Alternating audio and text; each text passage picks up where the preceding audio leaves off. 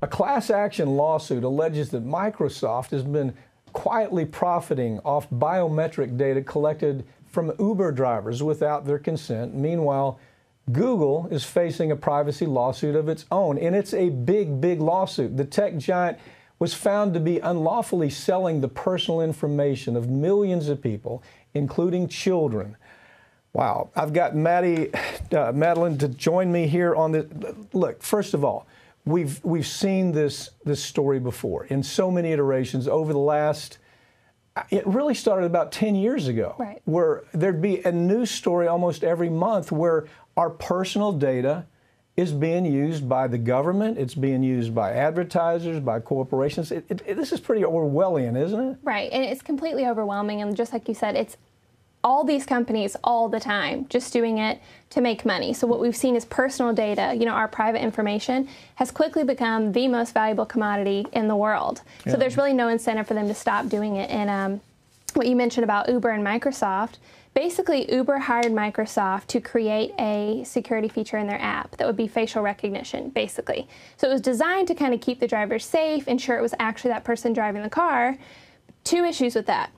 Uber never actually got permission from the drivers to collect that information from them. And then Microsoft had really no protections in place to ensure that information didn't end up in the wrong hands. And then they went so far as to sell it. So. Okay, so the Uber driver, so the lawsuit is saying what you've exposed me to. The driver says you've exposed me to identity theft. Right. I mean, very obvious how identity theft could be a big part of that. Right. You've exposed me to fraud, yes, haven't you? Yes. Explain, talk about that just a little bit. So this, to me, is a little bit more frightening than your run-of-the-mill data breach. When you think about somebody getting your, your debit card, you cancel it and you get a new one. Someone's using your credit, you can freeze your credit. Someone gets in your email, you change the password. This has to do with the biometric profile of the driver's faces. It's their identity, it's who they are, it's what they look like. So for most people, at least, your face is an unalterable piece of information that's now just out there forever, and it puts them at risk of identity theft. Okay, Maddie, once they get that profile, are they able to move into all the other parts that driver might have, his phone, his computer? Is that how expansive this is? It's unclear, but really, that is what the facial biometric profile is used for. So the drivers have to use it to unlock their app from time to time. People use biometric profiles to unlock their iPhones, to unlock banking information. It's the same type or caliber of information as like a fingerprint, if someone were to have that information on you. Okay. So, for example, with the banking, and they have machines that it's biometric. Here's my picture. Right. I mean, it could literally be a picture that they have used, and then the account's emptied. Yes. Okay. So I'm curious. What is Uber's response to this? I mean, they know that it's far beyond something just minor. They know it's not for identification of the driver. Right. They might sell it and say, well, this is for the security of the person who rents that Uber for that day. Right. But it's well beyond that. It's moneymaker for them, isn't it? Yes, and so that's part of the issue with Uber. Uber seems to just have kind of messed up and not getting the proper consent, and then Microsoft took it and sold it. But that's definitely the issue that we're seeing with Google that you mentioned. Google is actively, intentionally collecting and selling personal information. Okay.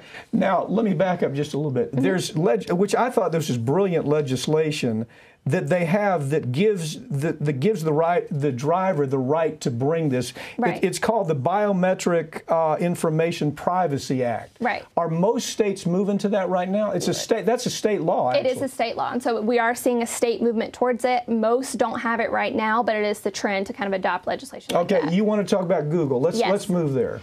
So Google, to me, is the Uber situation on steroids. So they've been telling people for the last decade at least that they are not and would not ever collect our personal information. But we've seen they're doing exactly that. That's how they sell their product. Right. You're safe with us. Yeah. You're in good hands, right? Right. And so by users, it's really anybody with a Google account. It's anybody who frequently uses Google. And they'll be selling your location while you're using the internet, your browsing history, sometimes your purchase history, and your contact information. And they're not just selling it to businesses or marketing agencies. They're actually selling it to political parties and sometimes even the government without a court order. So we're seeing, especially over the last, 2 election cycles, we've seen that political parties are weaponizing our personal information in order to target us with ads and manipulate how we think and what we think about, and Google's part of it. Yeah, you started this by saying that the value of this information, I've seen it characterized, it is the new gold. Right. Gold, oil, and diamond business, isn't it? I mean, it is the top of the heap where it comes to the ability to make money. Yes. And I don't see, and at this point, government has done nothing about it. Virtually. Corporate media has done very little because they're benefiting from it, aren't they? Right, they are. They get this information and they can figure out how to advertise and all sorts of things. It's an ugly story. You know, let's take a closer look on another segment. Let's dive down in to where that money actually goes, how it's distributed. I'd like the real details on that, okay? Okay, and one last thing about the Google situation is how we know they're doing this.